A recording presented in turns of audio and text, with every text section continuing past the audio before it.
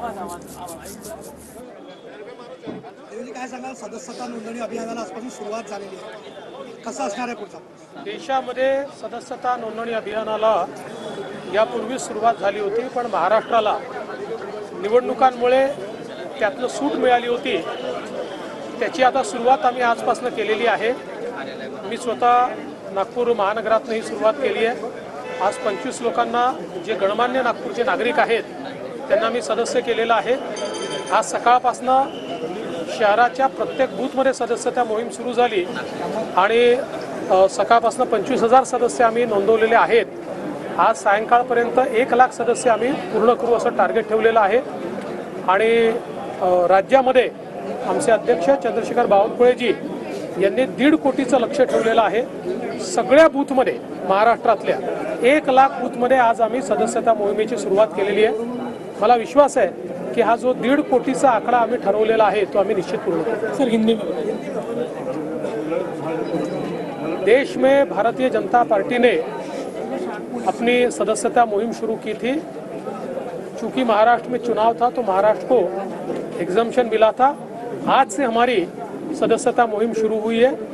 आज एक साथ हमने 1 लाख बूथों में सदस्यता मुहिम शुरू की है.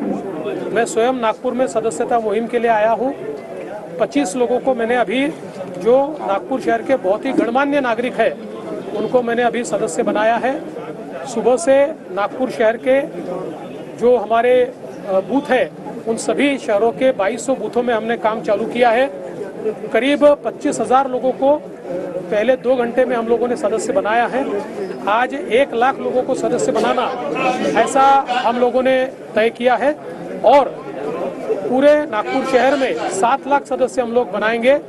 साथ साथ पूरे महाराष्ट्र में 1.5 करोड़ सदस्य बनाने का हमारा लक्ष्य है. हो, मराठी भाषेला अभिजात दर्जा देण्यात आला, मात्र त्या संदर्भात GR निघाला नसल्यामुळे साहित्यिकांनी देखील प्रश्न उपस्थित. मला असं वाटतं की अनेक वेळा अनेक लोक या संदर्भातली योग्य माहिती न घेता त्याच्यावर बोलत असतात.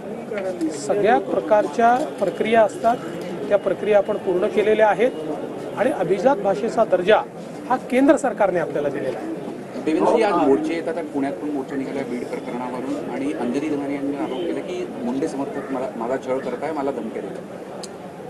बघा, पहिली गोष्ट तर अशी आहे की मोर्चे काढण्याचा सगळ्यांना अधिकार आहे, पण बीडच्या प्रकरणामध्ये सरकार आणि पोलीस पूर्ण शक्तीने त्या ठिकाणी कारवाई करतायत. निर्धाराने कारवाई होते. या प्रकरणामध्ये काहीही झालं तरी कोणालाही वाचवण्याचा कोणी प्रयत्न केला तरी आम्ही वाचवू देणार नाही, कोणालाही वाचवलं जाणार नाही. जे दोषी आहे आणि या प्रकरणाच्या अनुषंगाने जे लोक दादागिरी करतात, जे लोक हप्ते वसुली करतात, अशा सगळ्यांवर जरब बसवायचं आम्ही ठरवलेलं आहे. त्यामुळे या संदर्भातली योग्य कारवाई चालली आहे. आणि श्रीमती अंजली दमानिया यांची काही तक्रार असेल त्यांनी पोलिसला द्यावी, पोलीस त्याच्यावर निश्चित कारवाई करतील. 3 वाघ आणि 1 लेपर्ड हे बर्ड फ्लूमुळे गेलेले आहे. त्याचा अहवाल आणि केंद्रीय स्तरावर पण झाला आहे. त्याचे परिणाम पुढे निश्चितपणे बर्ड फ्लूने गेले असं प्राथमिकदृष्ट्या त्या ठिकाणी लक्षात येत आहे. त्यामुळे बर्ड फ्लू प्रिव्हेंट करण्याकरता, तो थांबवण्याकरता ज्या काही उपाययोजना त्या करण्यात येतात. आरोपींचं समोर येत आहे आणि धनंजय मुंडेंनी आपण काही मुद्दे मांडलेले आहेत. नॅशनल ज्या राष्ट्रीय पार्ट्या आहेत त्यांच्याबद्दल आपलं काय मत? परिवार मी बोललो त्याच्यावर. या बीडच्या आरोपींचं गुजरात कनेक्शन देखील समोर आलेलं आहे. ते इतर राज्यात देखील पळून गेलेले आहेत आणि धनंजय मुंडेच्या राजीनाम्याची मागणी प्रामुख्याने या मोर्चातून होतात. 2 गोष्टी आहेत. एक तर ते कुठेही गेले असतील आणि कोणी त्यांना मदत केली असेल तरी देखील त्यांच्यावर कारवाई होते, तुम्हाला दिसत आहे. मदत करणाऱ्यांना आम्ही सोडत नाही. आता माझं मत एवढंच आहे की या संदर्भात नीट चौकशी करू द्यावी, सगळी चौकशी पूर्ण होऊ द्यावी. आम्ही कुठल्याही दोषीला सोडणार नाही आहे. याचा उपयोग कुठल्याही राजकारणाकरता करू नये, ही एक गंभीर बाब आहे. एक अतिशय चांगल्या आणि लोकांमध्ये लोकप्रिय असलेल्या सरपंचाची निगृण हत्या झाली आहे.